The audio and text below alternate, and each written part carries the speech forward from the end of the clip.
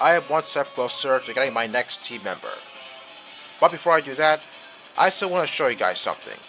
But first, I have to get past this trainer. Anyway, what I want to show you is, past this trainer there's a cave called the Ruined Maniac Cave. Well, actually it was called that in the original games, but in this game only, it's already called the Maniac Tunnel. So when you enter the cave while it's called the Ruined Maniac Cave, you're going to see that there's not a whole lot to do there. But there is somebody in there called the Ruined Maniac, and what he wants to do is, he wants to dig his way all the way to Hisuan Town, where the ruins are. But in order for him to do that, you have to capture the various forms of unknown. So the more unknowns you catch, the bigger the cave will get. And here's how it works. If you capture more than 10 unknowns, then the cave will get bigger. But if you capture all 26 unknowns, he will have punched his way to Hisuan Town. Now, I will admit, I did do this years ago. Well, actually, I didn't capture all the unknowns. I captured about 10 of those things because I wanted to capture a hippopotas for breeding purposes. But given the fact that it has a 5% encounter rate when you enter the Ruined Maniac Cave for the first time, and also it's a small cave, I have to say that is very absurd that hippopotas has an encounter rate like that.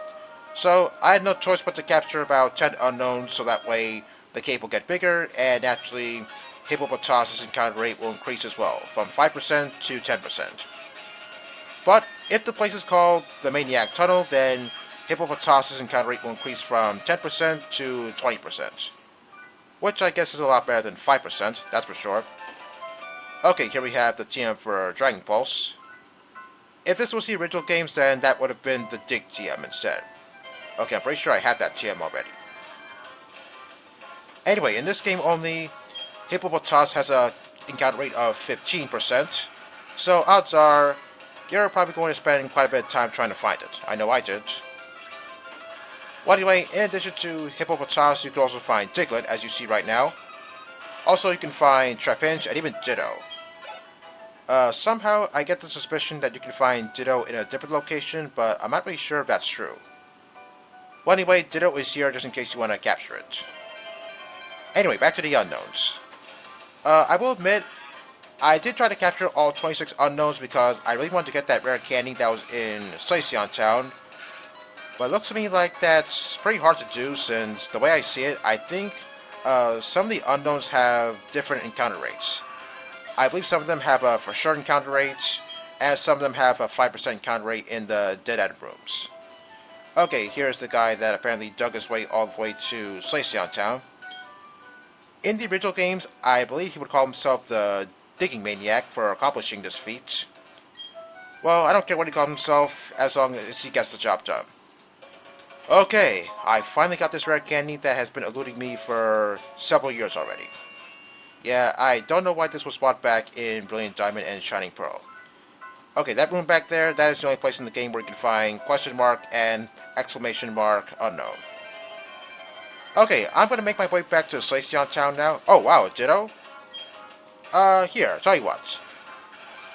I'm going to have this Ditto transform into Torterra because I believe, starting from Generation 4, if you defeat Ditto while it's transformed, then I believe you're going to get a lot of experience points. So let me see if that's true, because in the first 3 generations, that was not the case. Okay, let's see how much I can do with 1 crunch. Okay, Torterra has quite a bit of defense, so I'm not expecting a 1-hit KO. Okay, it's going to crunch me right back, but I don't really care since my level advantage is pretty high. Okay, sometimes this is a speed tie since, after all, you are facing yourself. Oh yeah, see, it went first. Okay, crunch is not going to do a whole lot yet again, but my crunch will take down Ditto. Okay, how much experience points am I going to get? Oh wow, 1291, that's a lot. Okay, the next time I fight a Ditto, I'll be sure to have it transform into my current lead Pokemon, so that way I can get a bunch of experience points. Okay, as I was saying, I'll make my way back to Hisuan Town, so that way I can get this breeding process started. Now hopefully I get a Shellos with Storm Drain as its ability, since I don't think Sticky Hole is going to cut it that much, since, well, it's not too often that various Pokemon take my items, or make me lose my items. But if that does happen, then my items come back to me at the end of the battle, so yeah, it really doesn't matter. So yeah, Sticky Hold is not going to help me out that much, so Storm Drain it is. Alright, there we go. And with that, I'll see you all back in Shellos Town. Okay, I'm ready to begin this breeding process. And as you can see on the bottom screen, that female Shellos is in my party, and it's currently holding the Everstone. But still, even with the Everstone, it's still a 50% chance that the Shellos coming out of the egg will have the same nature as the Pokemon who's holding the Everstone. So I could be at this for quite a while. Okay, let's see what the daycare man has to say, because he always says something pretty interesting. Okay, that's good. The two don't seem to like each other much. Well, be that as it may, there's still going to be an egg found. Okay, I'll see you when the egg hatches. Okay, it didn't take that long for an egg to be found, so once the Shellos hatches, I'm going to see what nature it is. If it's a bad nature, then I guess I'll try again, because I did say it's a 50% chance that this Shellos will have the same nature as the Shellos that's holding the Everstone. Okay, and the nature is... Oh, calm nature, huh? Okay, it's not docile, but okay, I'll gladly take that. Oh, Storm Drain too, okay. Alright, this is my first attempt at getting a decent nature Shellos. Okay, and now I'm going to drain it up. Excuse me. As you can see, Shellos is almost close to getting a level, and I'm currently on Route 209 right now because I know for a fact that those Jansies over in Shellos Town will make Shellos' level go over level 30. And yeah, I don't want to delay Shellos' evolution, so that's why I chose to come to Route 209 to give Shellos to level up so that way it can evolve right now, because yeah, I think you deserve to see Shellos evolve. Okay, Shellos is now evolving, and upon evolving, it's going to learn Sludge Bomb. So I'm going to get rid of Sludge in favor for Sludge Bomb, since Sludge Bomb is a little bit more powerful than Sludge. But I'm still going to keep on training Gastrodon because level 30 is just not going to cut it for me, especially over at the Veilstone City Gym. But once I'm done training up Gastrodon, I'm not going to go over to the Veilstone City Gym quite yet, because there's still a matter of those Joggers. They're on Route 209 and Route 210. So after I'm done beating all of them, then I'll go over to the Veilstone City Gym. Okay, Gastrodon forgot Sludge, and now it has Sludge Bomb. Okay, and with that, I'm going to resume my training. Okay, the training is now complete. Gastrodon is at level 46, and it knows the moves Scald, Earth Power, Sludge Bomb, and Yawn. Also, it's holding the Lucky Egg, but that's only going to be temporary. Anyway, it's now morning time, so that means these Joggers are now going to fight me. Now, as far as I remember, I think all the Joggers have one Pokemon on their team, so fighting them shouldn't take that much time. So, while I was training up Gastrodon, I decided to give it some defense as special attack EVs, since I am headed to the Veilstone City Gym after I take out all the Joggers, so I figured I might as well give Gastrodon some defense so that way it can tank up all those fighting type attacks, if at all. And as for special attack, well, the way I see it, Gastrodon's biggest asset is special attacking, so I decided to give it some special attacking EVs so that way it can excel at the Veilstone City Gym. As for special defense, well, I chose not to give Gastrodon any special defense EVs since it already has a nature that boosts special defense, so I'm just going to leave it at that. And as for speed, well, yes, I do know that Gastrodon is pretty slow since, after all, it is based off of a sea slug. So, if you're still going to ask me why I chose Gastrodon for my water type in this Let's Play, I only chose it for 3 reasons. 1, it's a pretty underrated water type. 2, it's pretty hard to take down if you don't have any grass attacks. And 3, even though I have a ground type already, Gastrodon has one thing that Tera doesn't have. One weakness. And from my perspective, I don't see any grass attacks coming towards me all that much, so I guess Gastrodon is going to be good at taking hits, just so long as it's not grass attacks. And for that matter, good thing Freeze Dry is not in this game, otherwise I would get Gastrodon the hell out of dodge. Okay, 2 Joggers down, 3 more to go. The last 3 are on Route 210. So, after I take down all of them, I'll make my way towards the gym. Oh yes, I believe Gastrodon learns Recover at level 48. But once I do get to that level, I'm not going to teach it Recover quite yet since I still want to keep its current moveset. But later on, I will replace both Sludge Bomb and Earth Power with Recover and Ice Beam respectively. Yeah, I know Gastrodon is going to be without a ground type attack, but hey, if I want to hit something with a ground type move, I'll just go with Torterra's Earthquake, since Earthquake has more power than Earth Power. Okay, good thing Earth Power took down that Electrode in one hit despite the light screen. Well, it's only fitting that way since Electrode is pretty frail with or without the light screen. Okay, I'm going to talk about something that happened recently, but I didn't have a whole lot of time to talk about it since I was pretty busy with life and I didn't have a whole lot of time to make videos. So recently there was a 7-star Tera Raid Battle Event going on in Scarlet and Violet featuring Samurott, with Tera type being Bug.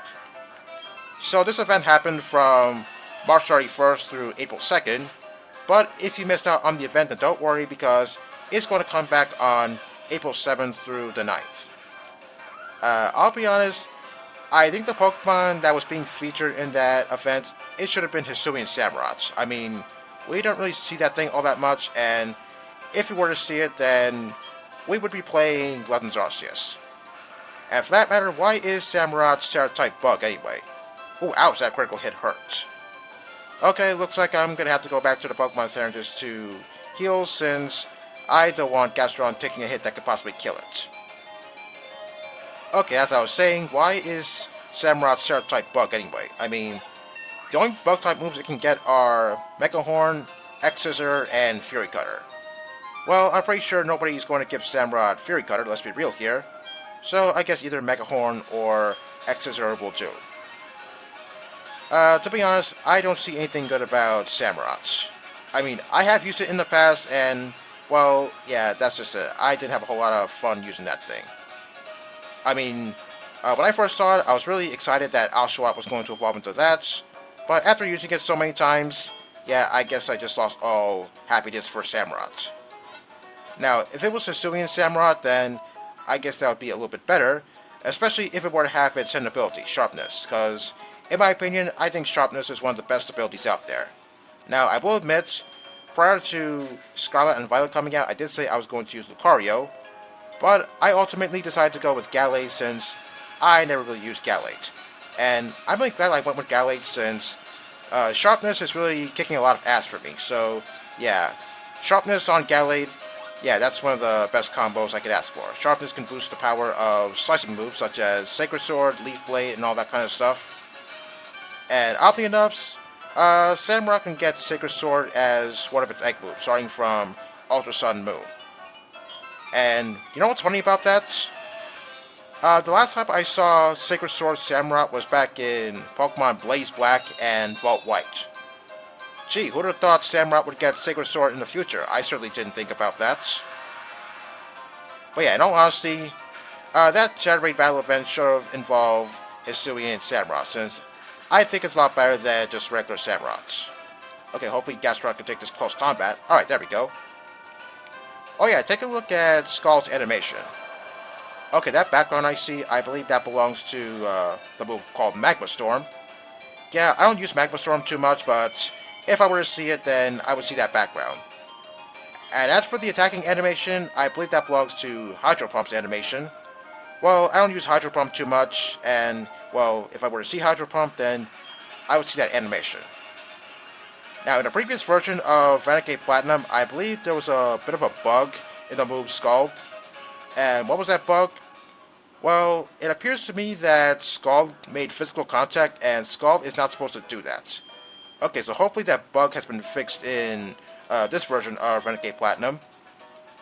I'll be honest, my first intuition was to give Water Pulse to Gastrodon, but I ultimately decided to give it Scald since Scald has more power than Water Pulse. Okay, so hopefully, if I use Scald on any Pokemon, hopefully it doesn't make any physical contact because Scald is not supposed to do that. Okay, here's the gym, and now we're ready to go inside of it. But I don't think I'm going to fight any trainers since I don't think I have enough time to fight any trainers. Okay, this place looks different than how it looks in Diamond and Pearl. I'm going to talk about that in the next video. Okay, yeah, obviously you can't use normal type Pokemon here because you're going to get slaughtered. And let me guess, you're going to talk about the weaknesses of fighting. Okay, Flying, Fairy, and Psychic. Yes, I do know that. Okay, are you done talking now? Okay, yeah, I'm going to talk more about that next time. So, see you then.